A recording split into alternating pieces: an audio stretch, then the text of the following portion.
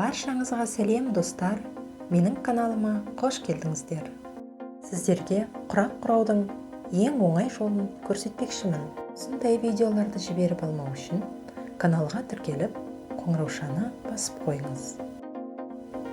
Бізге қажет екі түсті мата, квадрат 12 сантиметрлік, яғни барлық қабырғалары 12 сантиметр, түктерін төменге қаратып, екеуін бірдей беттестіреміз. Сонан соң төрт бұрышын бірдей етіп тігіп шығамыз.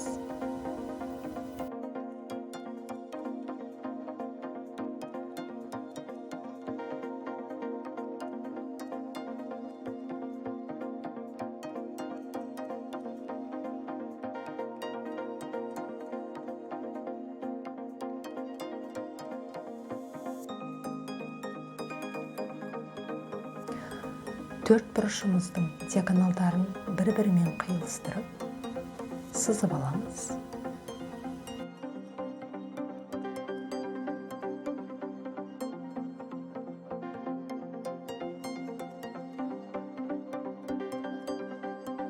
Сызып алып, дәл сол сызықтың үстінен қиямыз.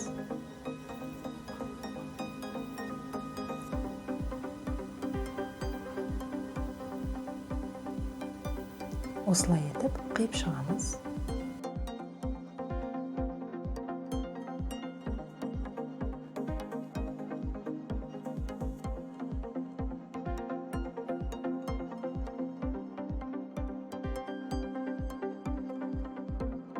Артық ұштарын осылай қиып алып тастаймыз. Осы төрт бұрыш құрағымыздың көлемінде тағы мата алып, бір-біріне беттестіреміз. Менде 15 сантиметрдей болды. Осылай алып, төрт бұрышын тағы да тігіп шығамыз.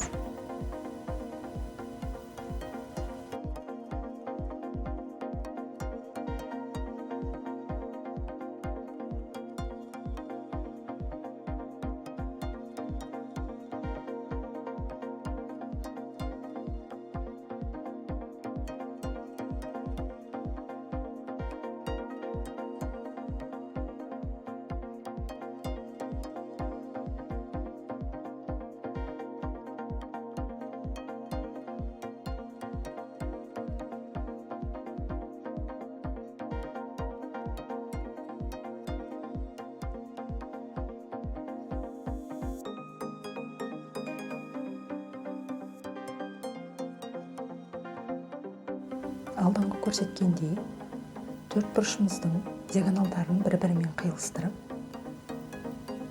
сызып аламыз. Дәл сол сызықтың үстінен қиып шығамыз.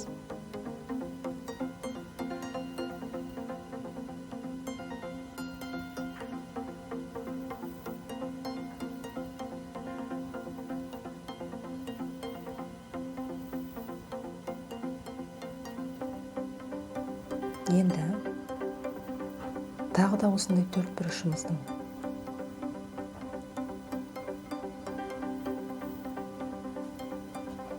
шеттерін қиып алып тастаймыз. Дәл осы көлемде тағы да төрт бұрышты мата алып, тағы да беттестіріп тігіп шығамыз.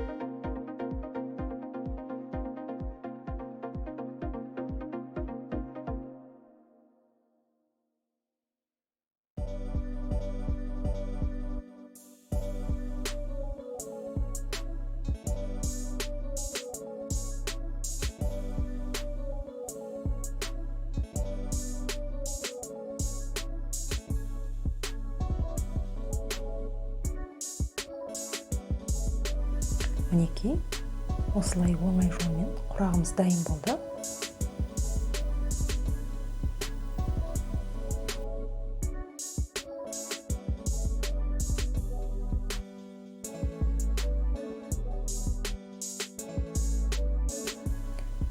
Енді сіздерге құрақтың екінші түрін көрсетейін. Түктерін төменге қаратамыз. Бұл жерде 10 сантиметрлік төртбұрыш. Бір-біріне беттестіріп алып, мұнда ортасынан бір диагонал жүргіземіз.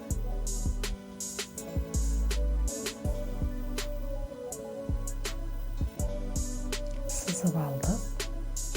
Енді осы екі сызықтың екі шетінен 7 мм-дей ара қашықтықта тігіп шығамыз. Сызықтың үстінен емес, сызықтың шетінен.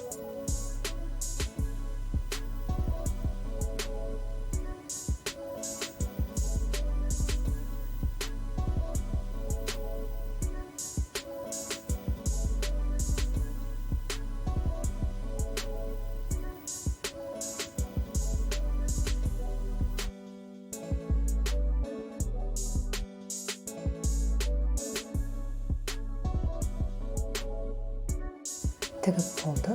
Енді бағанағы сызған диагоналымызды сызықпен үстінен қиып шығамыз.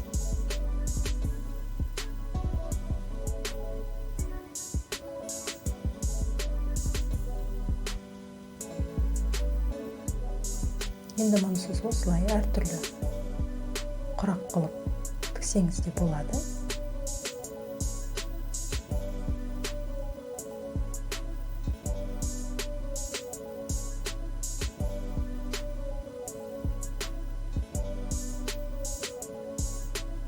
Мен сізге мынадай түрін көрсетейін. Бәрін бір-біріне беттестіріп тігіп аламыз.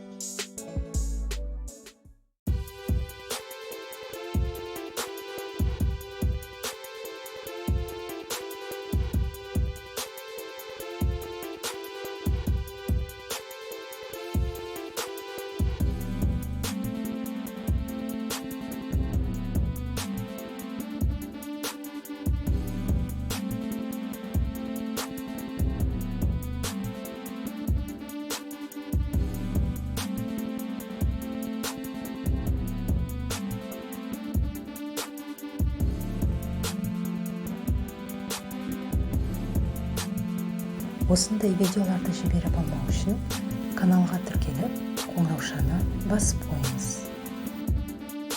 Видео ұнаса лайк басып, комментарий қалдырыңыз.